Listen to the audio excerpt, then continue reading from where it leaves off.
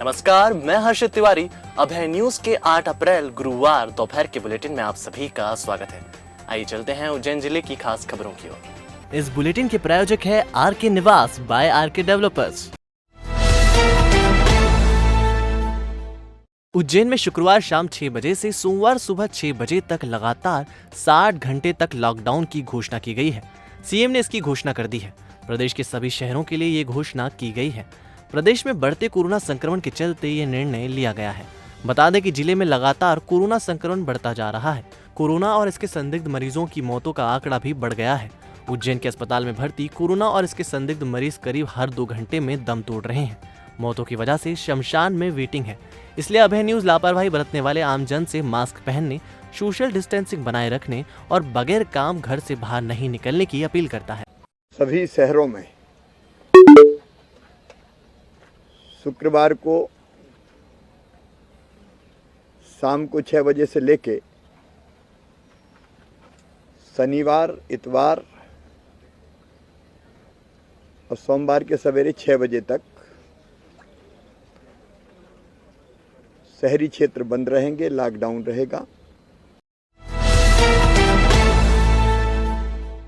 लोकायुक्त की टीम ने गुरुवार को रजिस्ट्रार कार्यालय के चपरासी को 3000 रुपए की रिश्वत लेते रंगे हाथों गिरफ्तार किया है। रजिस्ट्री की नकल निकालने के लिए चपरासी द्वारा 4000 रुपए की मांग की गई थी, जिसकी शिकायत पर यह कार्रवाई की गई है। खास बात तो यह है कि नकल शाखा को चपरासी चला रहा था। रिश्वतखोर चपरासी को अधिकारियों ने शाखा में बाबू नियुक्त कर रखा था, जिसकी आड़ में वह मात हाथ अधिकारियों के इशारे पर उगाई का काम करता था। तराना के रहने वाले शैलेंद्र सिंह पवार ने रजिस्ट्री की नकल निकालने के लिए रजिस्ट्रार कार्यालय में आवेदन किया था, जिसके एवज में नकल शाखा में चपरासी से बाबू बने बैठे नारायण सिंह रावत ने 4000 रुपए रिश्वत की मांग की थी, जिसकी शिकायत शैलेंद्र ने लोकायुक्त में की। इसके बाद लोकायुक्त ने योजनाबद्ध तरीके से शैलेंद्र को केमिकल लगे नोट लेकर चपरासी के पास पहुंचाया, जहां उसे रंगे हाथों पकड़ा गया। शिकायतकर्ता के अनुसार 12 मार्च को पिताजी के नाम रजिस्ट्री निकलवाने के लिए भी उसने चपरासी को 5000 रुपए की रिश्वत दी थी। ये पैसे अपन ने इनको रजिस्ट्री की सत्यापित प्रतिलिपि देने के लिए दिए थे, ताकि जैसे अपन कोई भी गवर्नमेंट प्रोटोकॉल करते हैं तो उसमें या तो रजिस्ट्री लगती है, उसकी कॉपी लगती है। रजिस्ट्री में अपना जो था पीछे अपना एक दस्तावेज नंबर होता है, वो नहीं होने की वजह से जब मेरे को मेरे एडवोकेट ने बोला कि आप कॉपी लेके आओ, तो जब हम कॉपी लेने के लिए यहाँ आए तो उन लोगों ने बोला कि वो रजिस्ट्री तो है ही नहीं आपके यहाँ पे, और अगर रजिस्ट्री चाहिए आपको तो उसके लिए आपको खर्च करना पड़ेगा, कितना कर सकते हो। उन्होंने बोला ठीक है, जितना भी लग रहा हो, जो रसीद वगैरह कटती है ऊपर जो भी आप थोड़ा बहुत लेके हम दे देंगे। तो इन्होंने बोला 5000 रुपये लगेंगे। अब अर्जेंट था तो उस कंडीशन में 10 मार्च को तो हमने इनको जो है पेमेंट दे दिया। फिर जब अगले बार हमको वापस जरूरत लगी तो उन्होंने फिर से पेमेंट मांगा हमसे, और इस बार इन्हें 4000 रुपये की डिमांड रखी। तो इस बार कंप्लेन करना पड़ी मजबूर में, क्योंकि एक व्यक्ति कब तक दे सकता है बार बार पैसे। तो आज हमने आवेदक को 4000 रुपये लेकर कार्यालय बुलाया और बुला करके उस पर केमिकल लगाकर नोटों पर दिया गया आवेदक को, और उसने जो आकर के उस नकल शाखा के नारायण सिंह रावत जो भी भृत्य पद पर है वर्तमान में, वो उसको दिए गए और उसका आवेदन भी उसके पास से जब्त हुआ है। और नगद दी हुई राशि जैसे ही आवेदक ने दी, उसने हमारी टीम इस कार्यालय के चारों तरफ तैनात थी, और उसने जैसे हमको इशारा किया, हमने भृत्य नारायण सिंह रावत को आवेदक से 3000 रुपये लेते हुए रंगे हाथ पकड़ा गया है, और राशि 3200 के नोट भी उससे जब्त किए हैं। क्या लगता है और भी अधिकारी यहाँ के लिखते हैं? ये विवेचना का विषय है। आगे विवेचना में स्पष्ट होगा कि वो व्यक्ति किस के आदेश से एक भृत्य होकर नकल शाखा का प्रभारी बना हुआ है, किस के आदेश से वो ये सारे काम कर रहा है, और इसका आदेश कब से है, कब से काम कर रहा है, ये विवेचना के विषय है। देवास के राजोदा में रहने वाले अमन पिता प्रहलाद सूर्यवंशी को परिजन पैर में दर्द होने के चलते बुधवार शाम करीब 6 बजे जिला चिकित्सालय लेकर आए थे। डॉक्टर ने बालक अमन को देखकर उसे भर्ती कर लिया, जिसके कुछ देर बाद उसकी अचानक तबीयत बिगड़ी और उसकी मौत हो गई। बालक की मौत की खबर के बाद परिजनों ने जिला चिकित्सालय में हंगामा खड़ा कर दिया। मृतक बालक अमन की मां ने आरोप लगाया कि जांच के नाम पर 1000 रुपए लिए और उसके बाद भी बेटे की मौत हो गई। परिजनों ने इलाज में लापरवाही बरतने को लेकर जिला अस्पताल में जमकर हंगामा किया। परिजनों का कहना था कि इंजेक्शन लगाने के आधे घंटे बाद अमन की मौत हो गई। मृतक बालक के परिजन ड्यूटी डॉक्टर को बुलाने के लिए अड़ गए। जब डॉक्टर नहीं आया तो परिजन स्ट्रेचर पर रखे शव को लेकर अस्पताल से बाहर एबी रोड चौराहे पर आ गए। शव को सड़क पर रखकर चक्का जाम कर दिया। सूचना मिलने पर बड़ी संख्या में पुलिस बल मौके पर पहुंचा। परिजनों को समझाइश देने के बाद शव को जिला चिकित्सालय ले गए, लेकिन कुछ देर बाद परिजन शव लेकर फिर सड़क पर आ गए।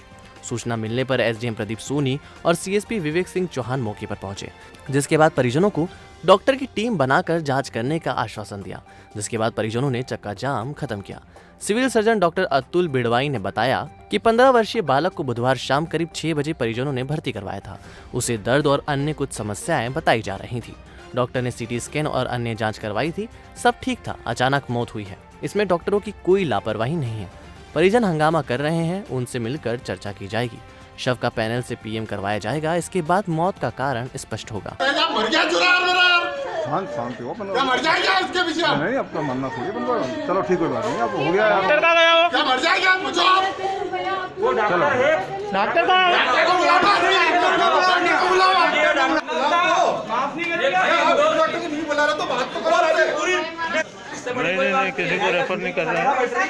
और आपका मोबाइल इतना बिजी है, अभी यहाँ पे चल रहा है, डॉक्टर हम लगा रहे थे, बिजी जा रहा था। ये आधार नहीं है, पर हम कलेक्टर साहब चाह रहे हैं। आप डॉक्टर को बुलाइए, डॉक्टर को। और जाप कर दियो यहाँ 2 मिनट खाली। पाँव में दर्द था, फिर बस फिर जिला अस्पताल लेके आए आप? फिर उसके बाद में बोले इसको ऊपर लेके जाओ। मैं ऊपर गए, खाली बैठल चढ़ी। हाँ नीचे आया, खाली हाँ सैंपल लेके आया। अच्छा, खाली सैंपल लेके आया। वहाँ कोई बच्चे को नहीं हो गया, पापा क्या नीचे लेके आया। यहाँ खत्म हो गया हमारा बाला। बच्चे को मेरे को संज्ञान में आया था। शाम को जो है कलेक्टर साहब भी राउंड ले रहे थे और हम लोग उनके साथ में थे।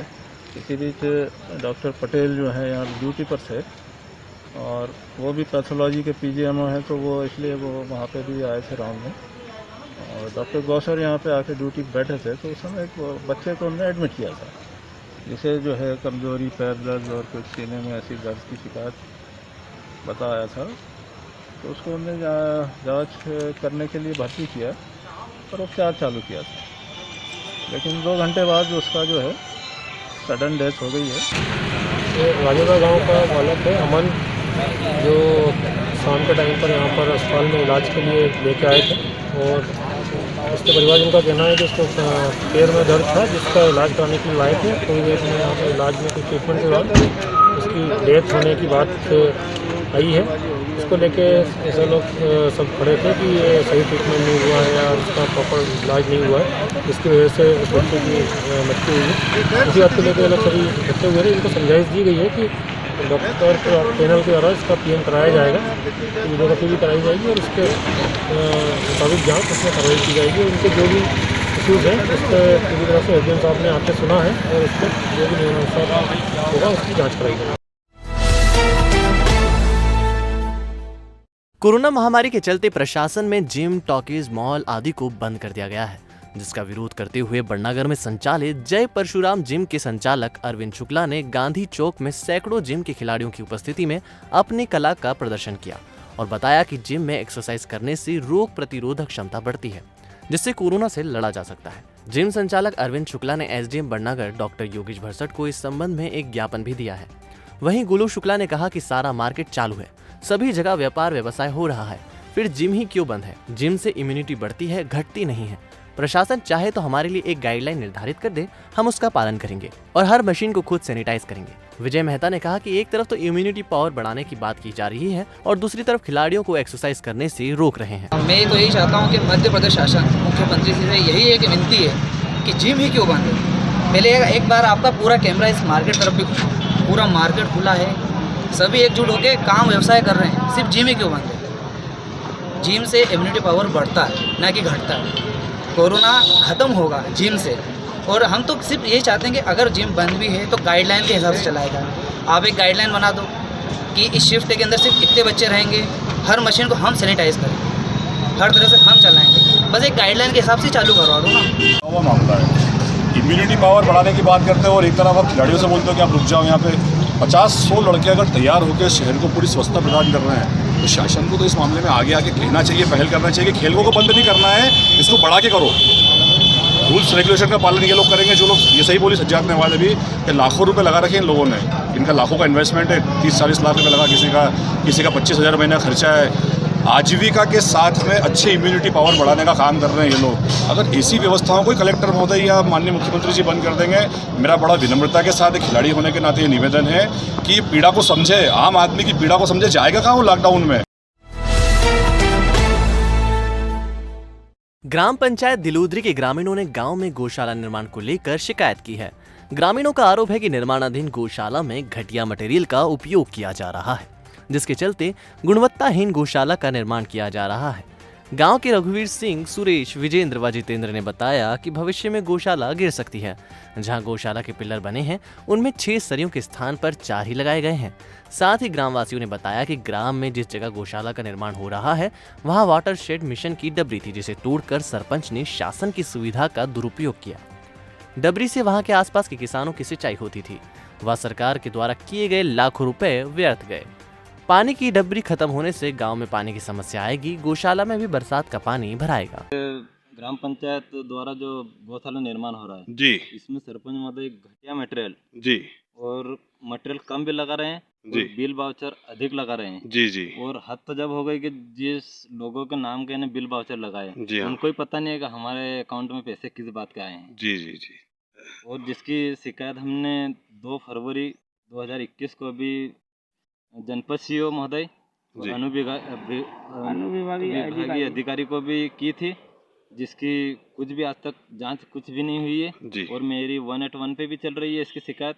सरपंच मंत्री का कहना क्या है इस विषय पर? सरपंच मंत्री तो जो सरपंच है वर्तमान में उनका पुत्र रोजगार सहायक वही सचिव है जी, तो वो तो उनकी मिली भगत है जी। से पंचायत चलाते हैं, पंचायत पे ताला जड़ा हुआ है। कितनी लाख की लागत से बना हुआ है ये करीबन 30-32 लाख की लागत से है ना? 30-35 लाख रुपए की लागत से ये गौशाला निर्माण है और अभी चल रहा है वो जी प्रोसेसिंग में और आगे निकालेंगे उससे वो पेमेंट। समस्या ये है कि ये जो हमारे ये गौशाला के जो ऊपर डबरी बनी हुई थी जलधारा में जी, ये तोड़ दी गई है जी। और उसका भराव इसमें गौशाला में किया गया है जी।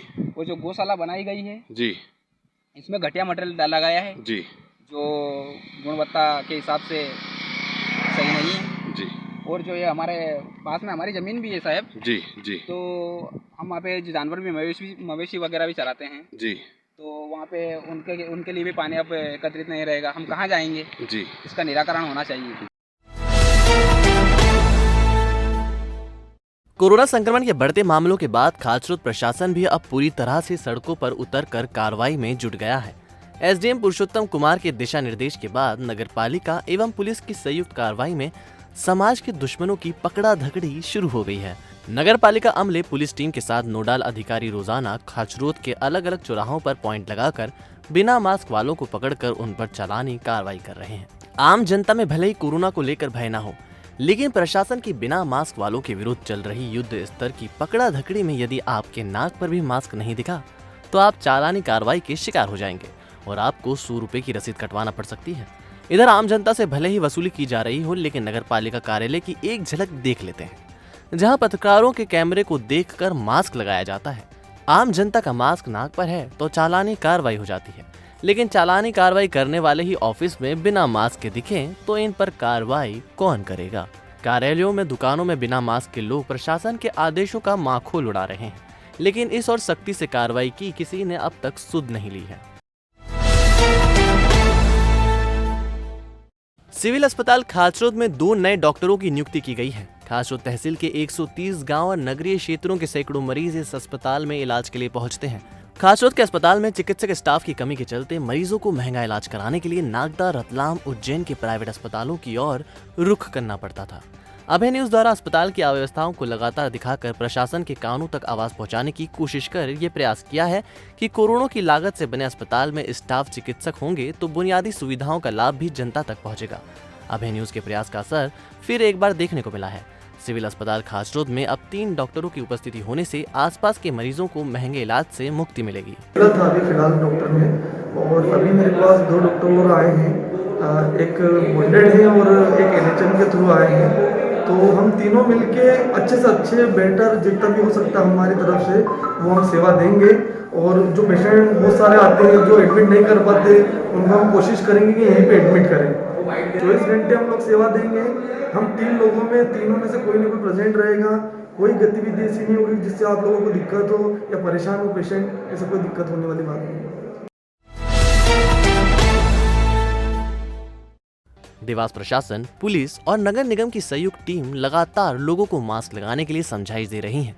फिर भी लोग मास्क लगाने को लेकर जागरूक नहीं हो रहे हैं। प्रशासन रोको टोको अभियान के साथ चालानी कार्रवाई भी कर रहा है। प्रशासन की टीम ने एमजी रोड, जवाहर चौक, सुपरमार्केट में दुकानों के संचालक को मास्क नहीं लगाने को लेकर अंतिम चेतावनी दी है।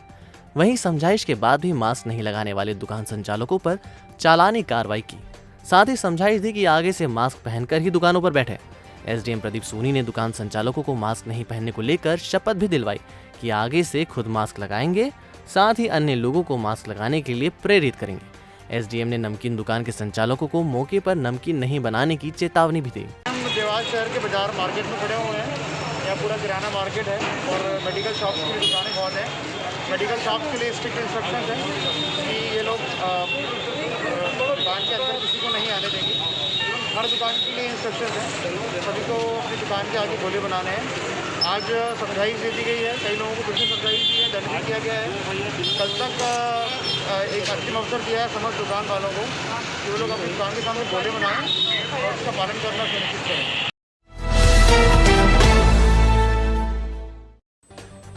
तो आपने देखा हमारा बुलेटिन। आपको हमारा बुलेटिन कैसा लगा, इसका फीडबैक कमेंट सेक्शन में जरूर दीजिएगा। कल फिर मिलेंगे नए बुलेटिन के साथ। नमस्कार।